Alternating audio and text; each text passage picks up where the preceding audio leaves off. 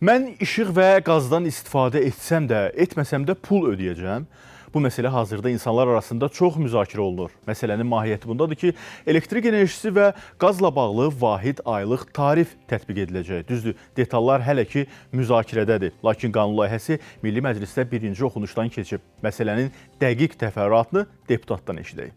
Vahid tarif sistemi əlbəttə ki, elektrik enerjisi kimsə evində istifadə eləmirsə, işlətmirsə, bundan söhbət getmir. Söhbət ümumdünya qədər olan kommunikasiyaların vahid formada fəaliyyəti ilə bağlı tənzimləmədən gedir. Müəyyən fikirlər səsləndi, müəyyən həmkarlarımızın təklifləri olubdur. Ümidvaram ki, ikinci oxunuşda daha incəliyinə qədər həm mütəxəssislərin iştirakı, həm bu sahənə aidiyyatı təşkilatların nümayəndələrinin iştirakı və eyni zamanda parlamentimizin sədri xanım Sahibə Qafarovanın tapşırığına geniş artıq yenidən dinləmələrin keçirilməsi və geniş müzakirələrin aparılması ilə bağlı tapşırıq oldu və bununla bağlı ümumən qeyd edeyim ki, əhalinin rahat, təhlükəsiz elektroenergetika ilə bağlı enerji təminatında, qaz təchizatında hüquqi baxımdan kifayət qədər böyük rol oynayacaq.